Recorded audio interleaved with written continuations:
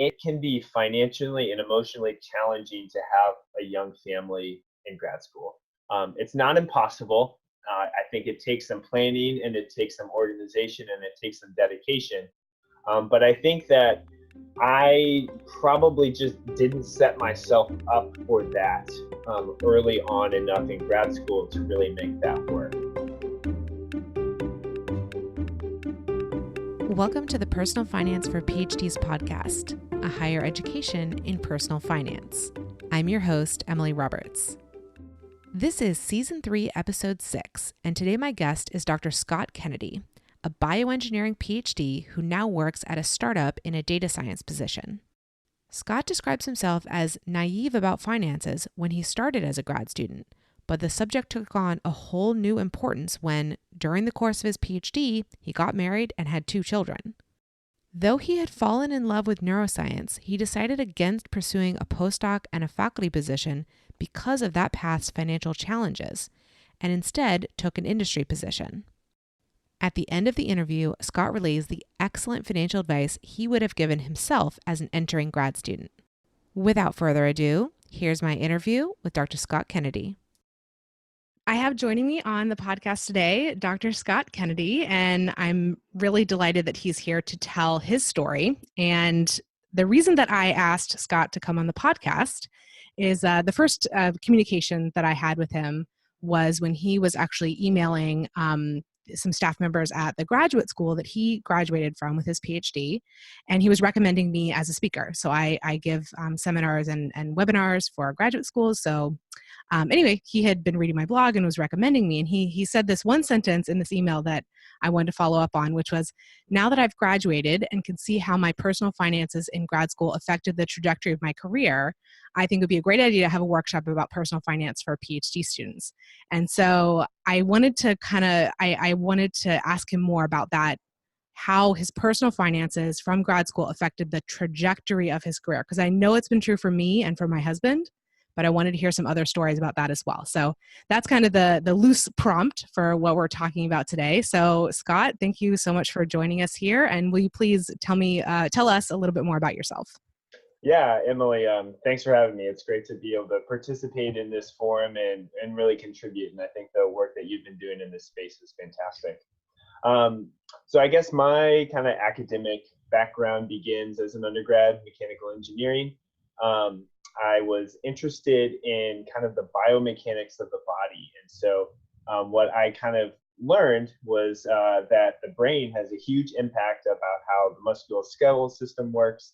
And so that kind of propelled me into understanding or seeking to understand kind of the neuroscience and the neural basis of how our bones and our muscles go into the everyday movements that we take for granted, whether it's walking down the street or something more skilled like playing a sport such as baseball. So I enrolled in graduate school at the University of Pittsburgh, was lucky enough to participate in some neural engineering through their bioengineering department, and received a PhD in bioengineering, but my advisor was in the neuroscience department. And so what was nice about that is I got to kind of see and understand kind of the data processing side of the engineering from the perspective of the brain, of the biological organism that does kind of the engineering of the body.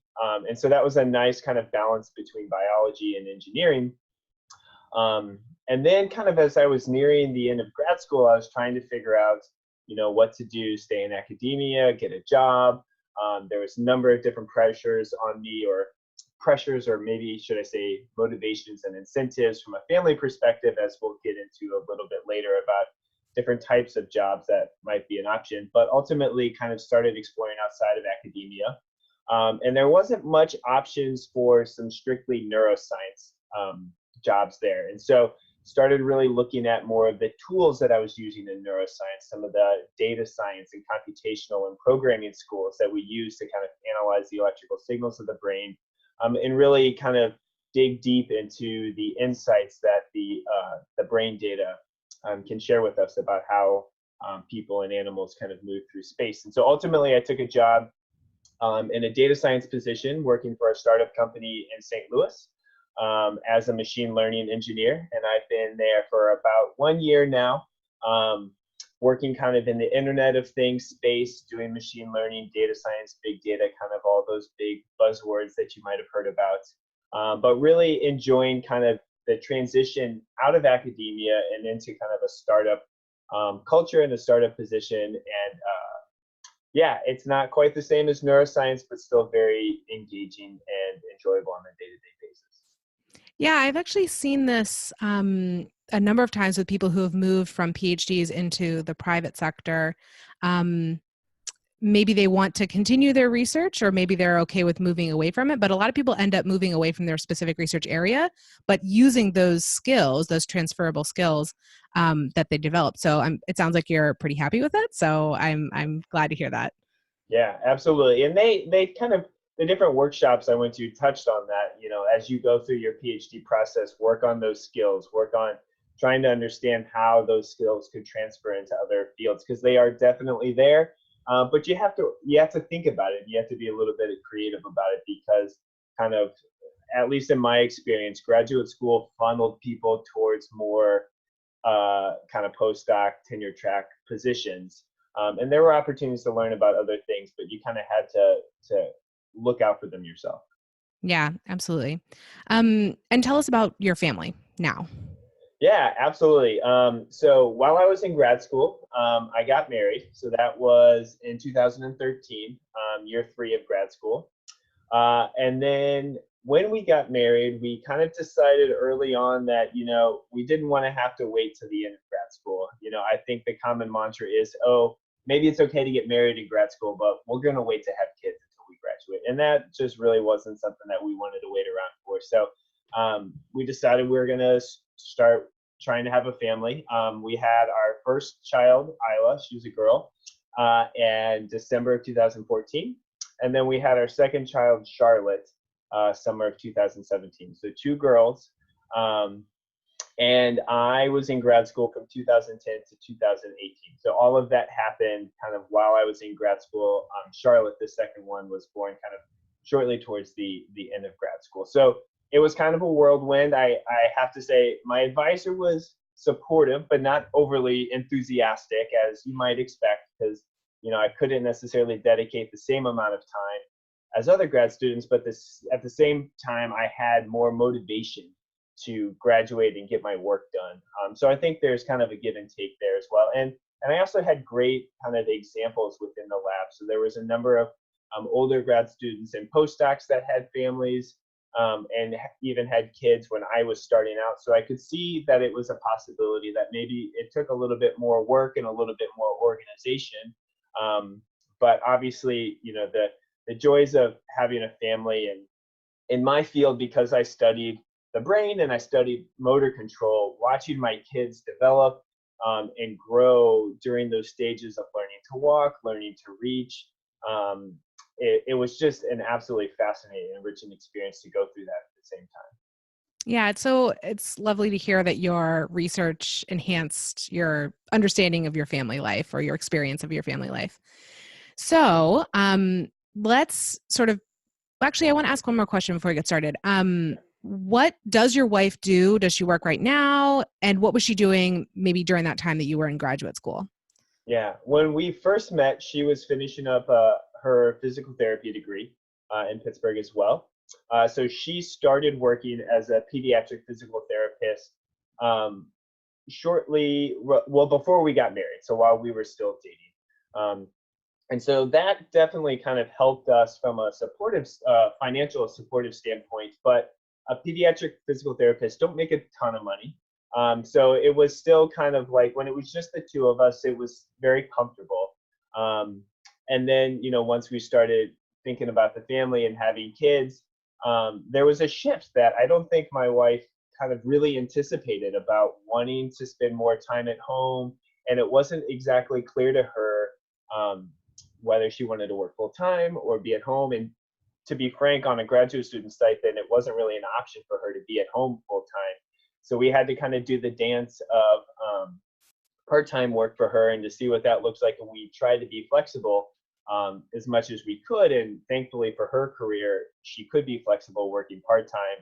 And then we just had to kind of make smart choices from a finance perspective to make sure that that part-time work on her job, was still feasible for us. Yeah. Okay. Yeah. I think we'll probably get into that a little bit more. So now that we're sort of narrowing down to talking about personal finance, think about yourself when you started graduate school, single guy, and then when you ended graduate school, married man with two small children. That's an incredible transformation personally. At the same time, you're going through a huge professional transformation. And so let's think about your finances. So when you started grad school, what was your attitude about personal finance? What was your knowledge level about personal finance? What was your interest level in personal finance? Where were you at that point?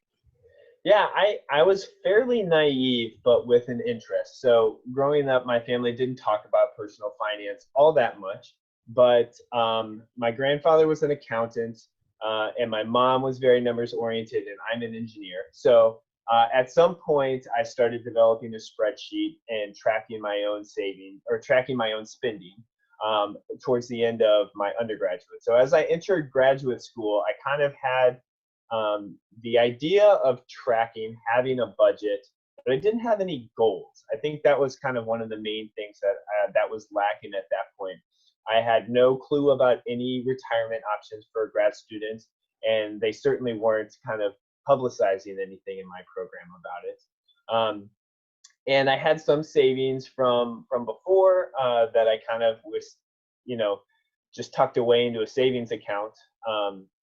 And really that's kind of all I was thinking about, was just basically living simply, tracking my spending, and just kind of tucking away savings. And that was for no particular reason.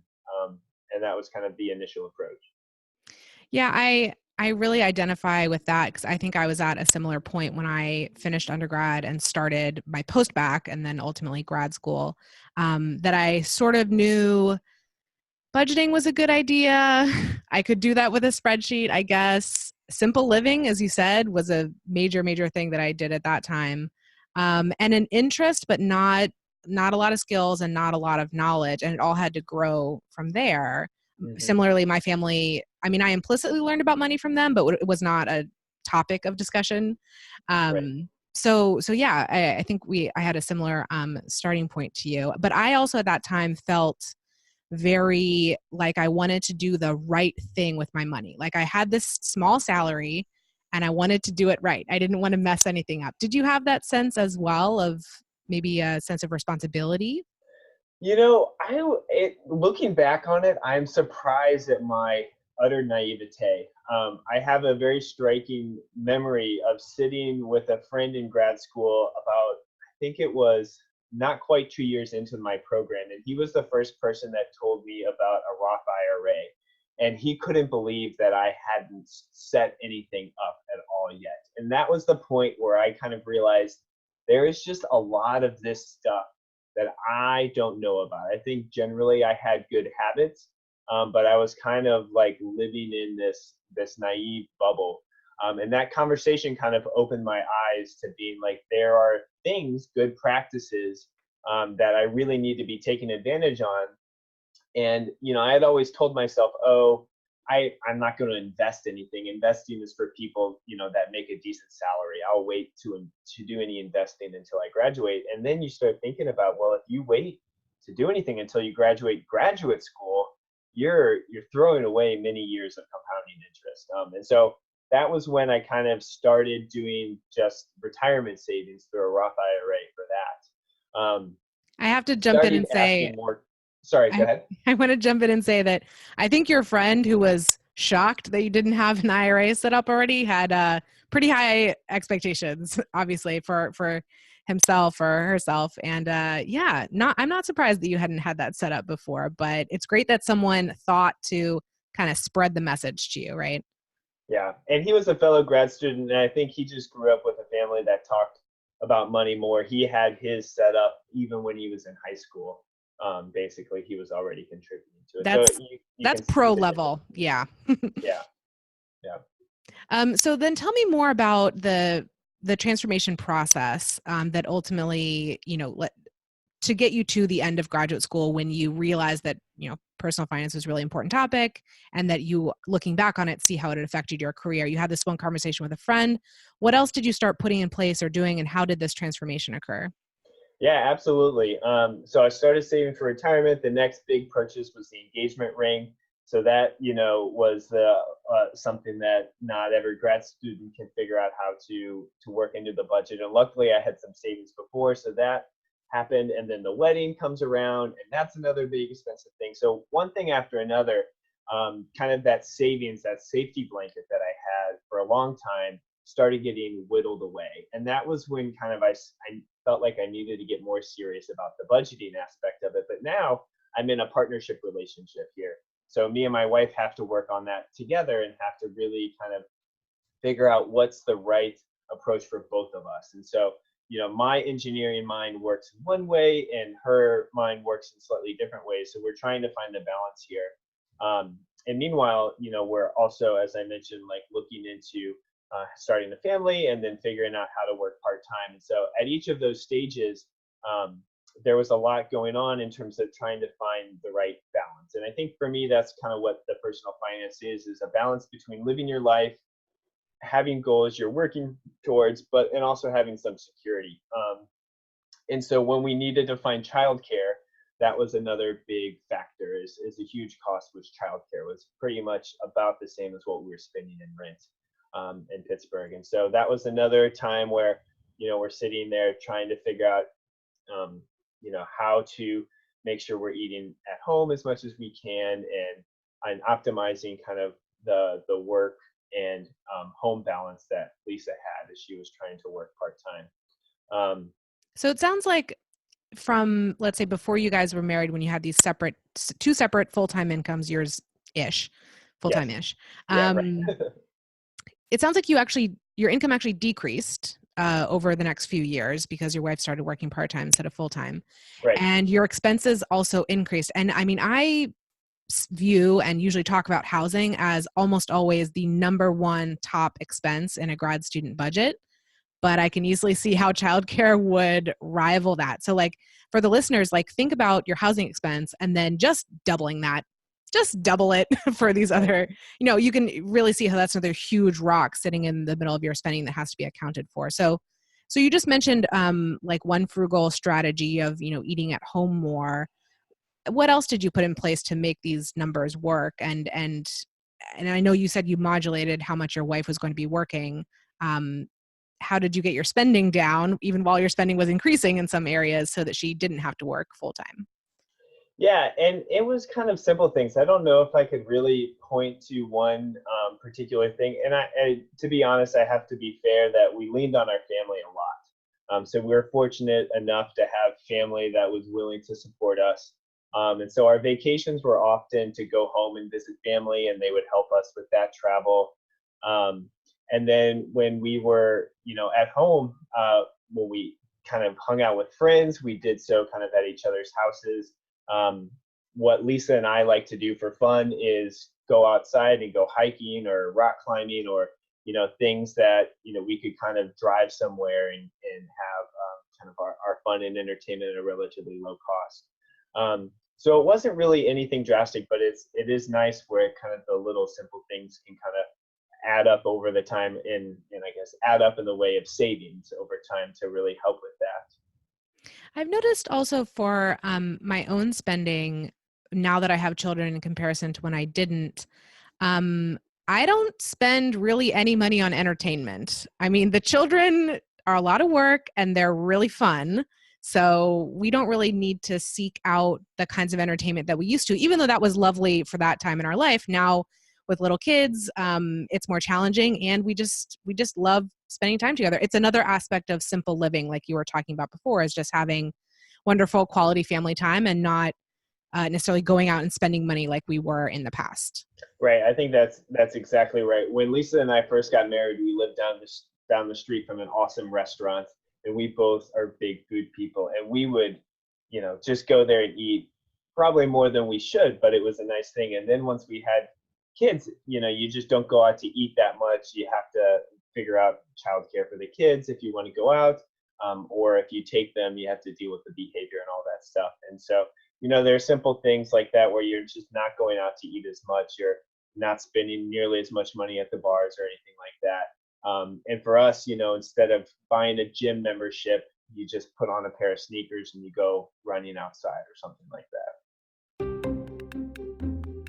This summer, I'm putting forth extra support for PhDs undergoing career transitions into grad school, a postdoc, or a real job. If you're moving on to the next stage in your career or thinking about it, please visit pforphds.com/next to check out my articles, webinars, and coaching program. Allow me to come alongside you during this transition to ensure that you set yourself up for financial success.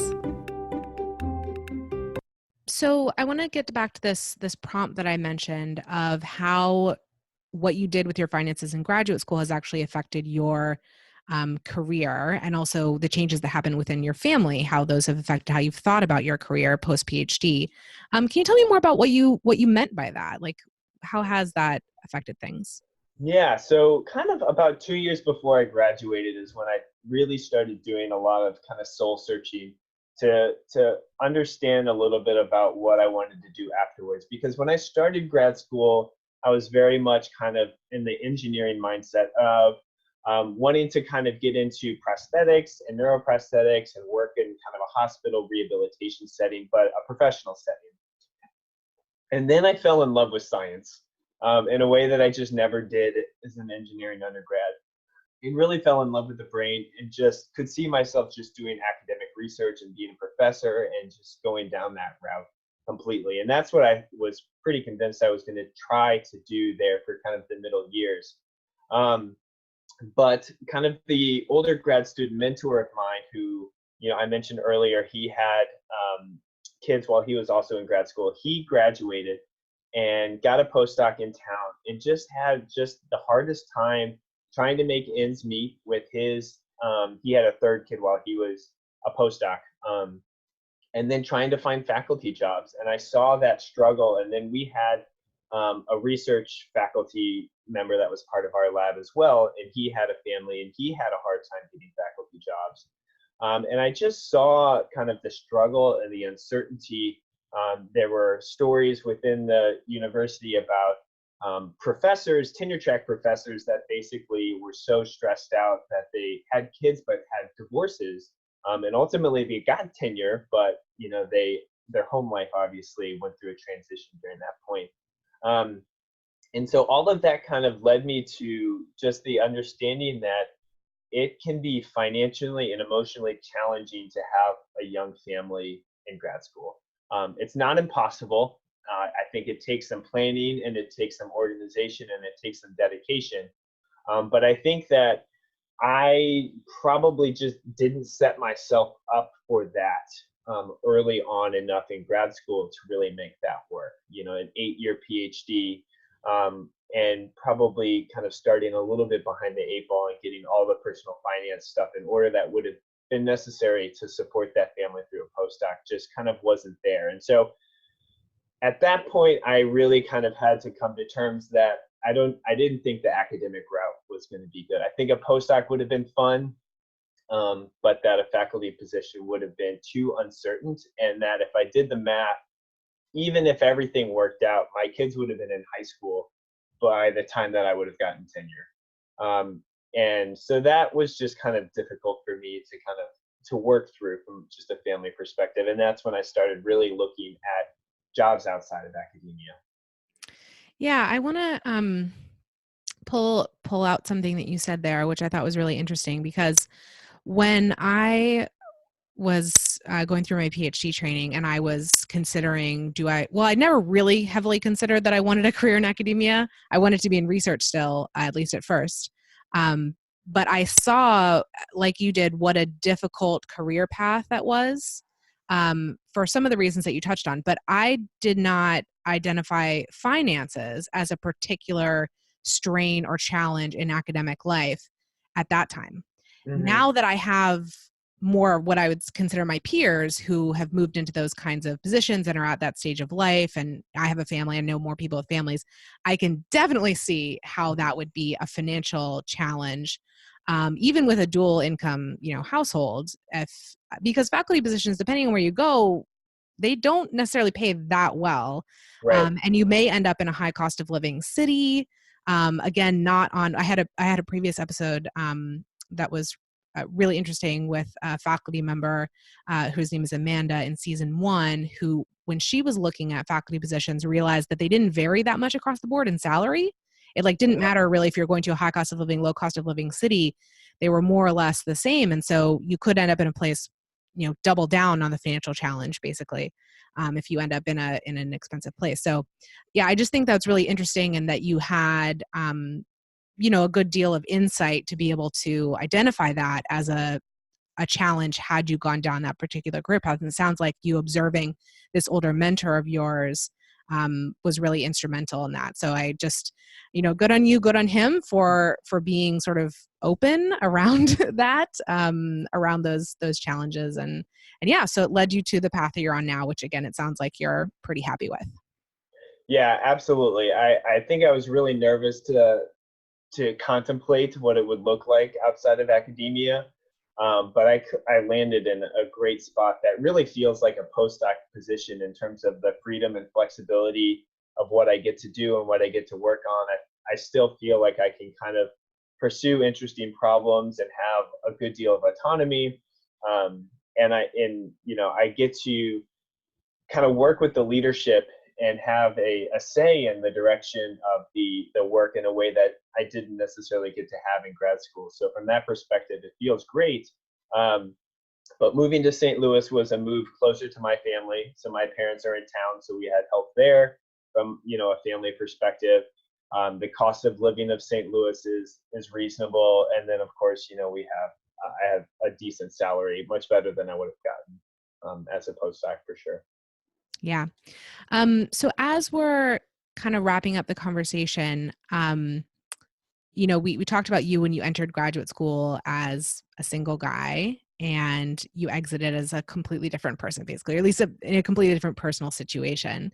So if you could go back and give yourself some financial advice, what would that be? And you kind of alluded earlier to maybe if you had done some things differently with your finances, you could have pursued academia potentially. Have you thought about that? So what is that advice you would give yourself? Yeah, I think kind of as we mentioned at the beginning, when I first started, I had generally good spending habits and I tracked my spending.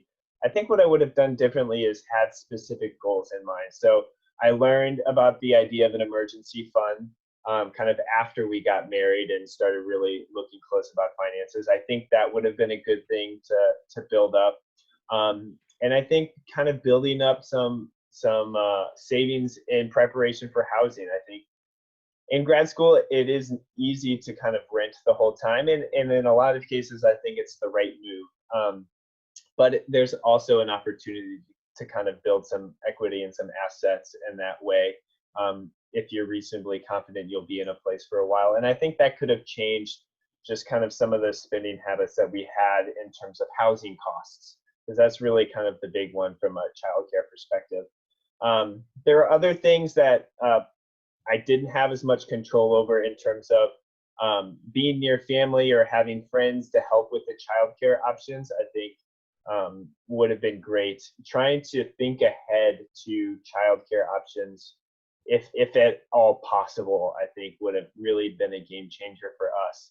And even if that meant kind of having that emergency fund set aside. But as an early grad student, it's hard to figure out what the right goals are. I certainly didn't think that I was necessarily going to get married and have kids. And so I think, to the extent you can, just thinking a couple years ahead, while having that emergency fund to give you an idea, and just having goals, saving goals or investment goals or something like that would have really helped me, because saving kind of in the abstract sense, just kind of, it didn't provide as much motivation in targeting savings as I think we maybe could have, to set ourselves up to have a little bit more financial flexibility in terms of the job market that I could have pursued after grad school. Yeah, I think those are really great insights. And I also rented throughout graduate school, yet lived in a place where it would have been possible to buy. Maybe, I mean, some people did. Yeah, And I, now looking back on it, I have major like, oh, why didn't we consider that more or try to go down that avenue a little bit? So that's definitely something I would also advise that people at least think about if you're in that kind of market, like right. Pittsburgh is and Durham. And then I also really like what you said about basically just setting up goals. Like they could be really modest. They could be just set up an emergency fund. Just something I talk about a lot is preparing for irregular expenses. So just having cash sort of available to you for paying for the travel home, for example, or, just other things that would come up maybe just once or twice a year that are kind of larger expenses and tough on a grad student budget. Yeah, And I just think that like, your example of starting graduate school as a single person, ending graduate school, married with 2 kids, like that was a quick transformation relatively. That's not going to happen for every graduate student to end graduate school with many, many more financial responsibilities than when you started. But I just think it's a pretty reasonable assumption for anyone to think that their financial responsibilities are going to increase with time. yeah, Maybe not as quickly as yours did, but gradually as we get older and we accumulate more things and we accumulate more family members and maybe, your health is not so good as it was when you were younger, all those kinds of things, our lives just get more expensive. And the tough thing about being in grad school, as you were, it sounds like for 8 years, I was in grad school for 6 years, like that's a pretty decently long period of time. And there's so little hope for an increase in income until you actually move on to that next stage. It's like when you choose your grad school, you're sort of locking yourself in to a certain, salary for a pretty long period of time, and you don't know how different your life might be at the end. And so I think it really would behoove any grad student, starting out to kind of just build some savings in at the beginning as like a buffer. You don't even, I mean, it would be a good idea, as you said, to know exactly what those savings, would be for a goal or something, but just to have some margin in your life when you start grad school, because, chances are by the time you end grad school, you're going to have some more responsibilities than when you started. Maybe it's a pet that you've acquired, it's something. right. So yeah, I really love that you added that. Any other, final words of advice for a grad student regarding finances? I just kind of wanted to build off of your comment a little bit about the unexpected expenses. And I think one thing that happened in grad school was the number of weddings. I feel like it's a time in our lives when people are getting married and people are spread out around the country. And there's just, the cost of weddings is non-trivial. There's travel and there's gifts.